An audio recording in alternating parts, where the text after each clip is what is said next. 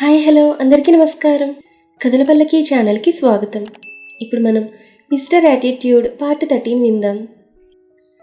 విక్రమ్ బయటకు వెళ్ళి చాలా సమయం గడుస్తున్నా ఇంకా లోపలికి రాకపోవడంతో అసహనంగా మీటింగ్ని కంటిన్యూ చేస్తున్నాడు శౌర్య.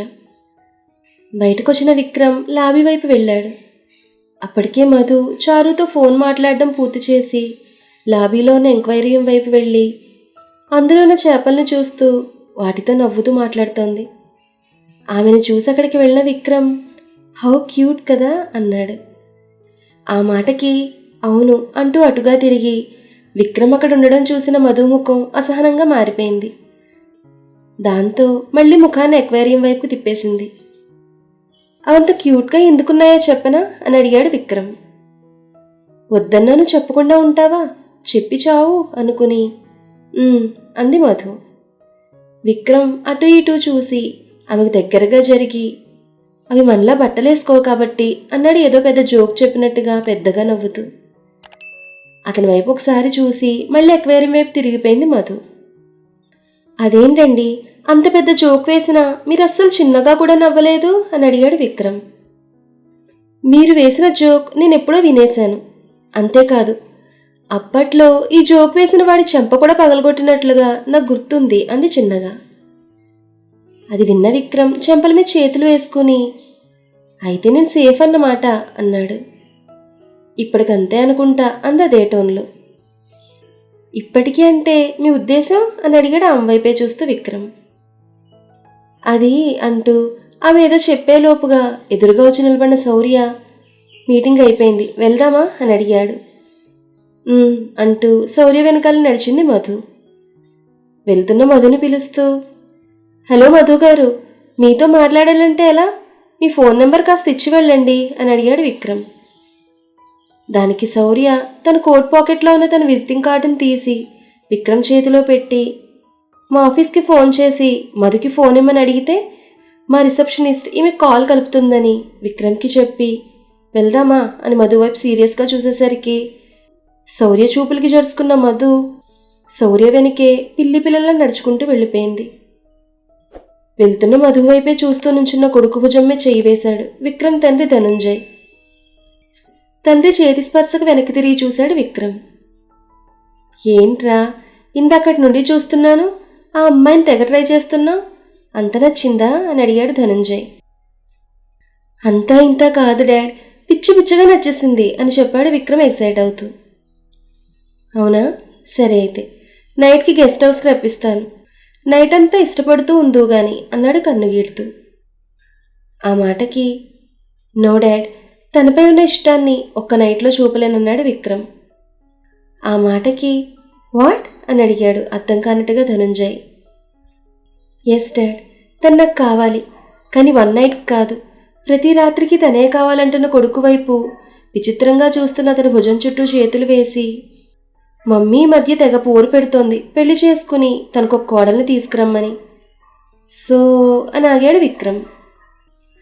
విక్రమ్ గ్యాప్ ఇవ్వడంతో సో అని అడిగాడు ధనుంజయ్. సో కాదు dad, so so so so సోగా ఉంది తన అందం. అందమే కాదు, తన యాటిట్యూడ్ కూడా నాకు చాలా బాగా నచ్చింది. నీకు ఒకటి తెలుసా డాడ్, భర్త ఎలా ఉన్నా భార్య మాత్రం ఇలానే ఉండాలని పెద్దలు ఊరికనే చెప్పలేదు. అండ్ ఎప్పుడు అమ్మ పెళ్లి గురించి అడిగినా నేను నీలాంటి అమ్మాయి దొరికితే పెళ్లి చేసుకుంటా అని చెప్పి తప్పించుకునేవాణ్ణి. కారణం అమ్మలాంటి అమ్మాయిలు ఈ కాలంలో దొరకడం కష్టం కాబట్టి. కానీ నాకు తిని చూస్తూ ఉంటే అమ్మలాంటి మంచి అమ్మాయిలా అనిపిస్తోంది అన్నాడు విక్రమ్. ఆ మాటకి ఆహా, అంటే ఈ అమ్మాయి మీ అమ్మలా పతిభక్తి దురందురాలు అంటావు అంతేనా అన్నాడు నవ్వుతూ ధనుంజయ్. అంతేకాదు డాడ్, ఈ అమ్మాయికి సీతగుణాలతో పాటు కాస్త సత్యభామ షేడ్స్ కూడా ఉన్నాయి. ఐ లైక్ ఇట్ అన్నాడు మధు మాటలను గుర్తు చేసుకుంటూ విక్రమ్. ఓహో అలా అంటావా, సరే అయితే ఇంతకీ నన్ను ఏం చేయమంటావు చెప్పు అని అడిగాడు ధనుంజయ్. మీకు నేను చెప్పాలా డాడ్, మీకు తెలియదా ఏం చేయాలో, ఎవరితో ఎలా మాట్లాడాలో అన్నాడు సిగ్గుపడుతూ తండ్రి భుజం నొక్కేస్తూ. రే నీకు పెళ్లికలు వచ్చేసినట్టుందిరా, సిగ్గుతో నీ ముఖం చూడు ఎలా ఎర్రగా అయిపోతుందో అని కొడుకును ఆట పట్టించే పనిలో పడ్డాడు ధనుంజయ్. ధనుంజయ్ సిటీలోనే పేరు మోసిన పెద్ద బిజినెస్ టైకూన్. సిటీలో పెద్ద పెద్ద వాళ్ళు కూడా అతని అండర్లో పనిచేస్తుంటారు. స్వతహాగా వచ్చిన చెడు గుణాలతో పాటుగా డబ్బు మత్తిచ్చే చెడు అలవాట్లు కూడా బాగానే వంటపట్టాయి అతనికి. మనిషి ఎలా ఉండకూడదో ఉదాహరణగా ఎవరినైనా చూపించాలంటే ధనుంజయ్ నిలువెత్తు రూపాన్ని చూపించవచ్చు. ఇక అతనికి ఒక్కగానొక్క కొడుకు విక్రమ్. విక్రమ్ తండ్రికి తగ్గ తనయుడు. మందు, చిందు, మత్తు, అమ్మాయిలు ఇలా ఒకటి కాదు, సర్వ చెడ్డ అలవాట్లు విక్రమ్ సొంతం. ఇద్దరు గుణాలు ఒకటే కాబట్టి ఏ పని చేసినా తండ్రి కొడుకులిద్దరు కలిపే చేస్తారు. అమ్మాయిలను కూడా ఇద్దరు కలిపి షేర్ చేసుకుంటారంటే వారి గురించి వేరే చెప్పనక్కర్లేదనుకుంటా. అంతటి వారి ఇరువురు. హోటల్ నుంచి బయటకు వచ్చిన శౌర్య ముందుకొచ్చి ఆగింది వాళ్ళ కారు. అలవాటుగా మధు డ్రైవర్ పక్కనున్న డోర్ తీస్తుంటే ఆ డోర్ను క్లోజ్ చేసి తన పక్కనున్న సీట్ను ఆఫర్ చేశాడు శౌర్య. దానికి మధు ఒక క్షణం ఆలోచించి చిన్నగా నవ్వి వెళ్ళి డోర్ తీసుకుని శౌర్య పక్కన కూర్చుంది. ఇద్దరు కారు ఎక్కగానే డ్రైవర్ కార్ స్టార్ట్ చేశాడు. డ్రైవింగ్ చేస్తున్న డ్రైవర్, శౌర్యబాబు ఎప్పుడు తన పక్కన ఏ అమ్మాయిని కూర్చోపెట్టుకోవడం నేనెప్పుడూ చూడలేదు, ఇక చూడననుకున్నాను. కానీ మధు మేడం అవకాశం చూసేలా చేశారనుకున్నాడు తన మనసులో నవ్వుకుంటూ. ఇదిలా ఉంటే కారులో కూర్చున్న దగ్గర నుండి మధు ఏం మాట్లాడకుండా సైలెంట్గా విండో నుండి బయటకు చూస్తూ కూర్చుంది.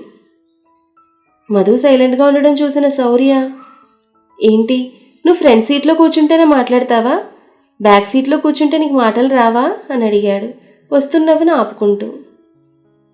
ఆ మాటకి శౌర్య వైపు ఒకసారి చూసి, నాకు మాట్లాడాలనిపిస్తేనే మాట్లాడతాను, అంతేకాని ఊరికినే ఎవరితో పడితే వారితో మాట్లాడను అంది వెక్కిరిస్తూ.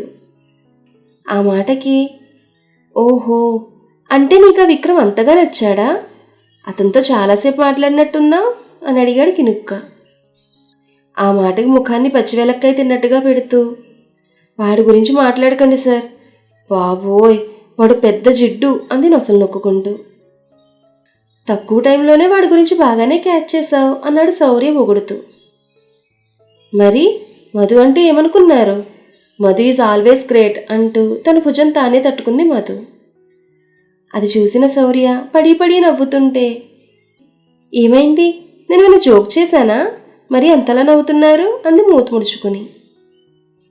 మధు మూతి ముడుచుకునేసరికి ఆమె ముఖం చిన్నపిల్లలా క్యూట్గా కనిపిస్తుంటే అలానే ఆమె వైపు చూస్తూ ఉండిపోయాడు శౌర్య.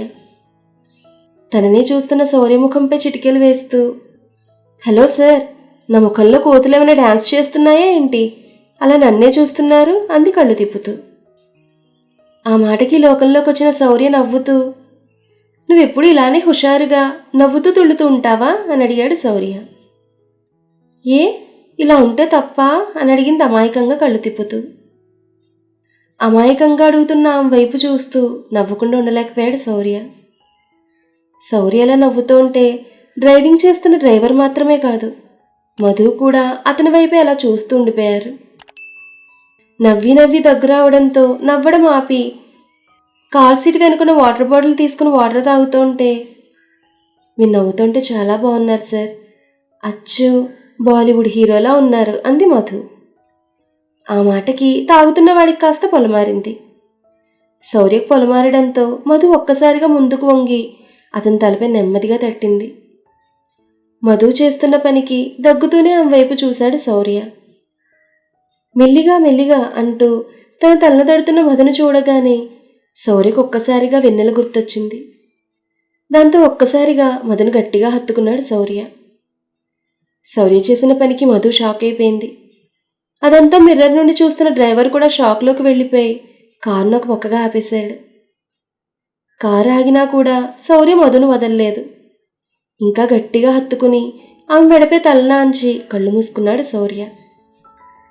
మరి తర్వాత ఏం జరిగిందనేది నెక్స్ట్ ఎపిసోడ్లో తెలుసుకుందాం. ఈ కథ మీకు నచ్చితే లైక్ చేయండి, షేర్ చేయండి, కామెంట్ చేయండి. అలాగే మన కథల పల్లకి ఛానల్ని సబ్స్క్రైబ్ చేసుకుని పక్కనే ఉన్న బెల్ ఐకాన్ని క్లిక్ చేయడం మాత్రం మర్చిపోకండి. ధన్యవాదాలు.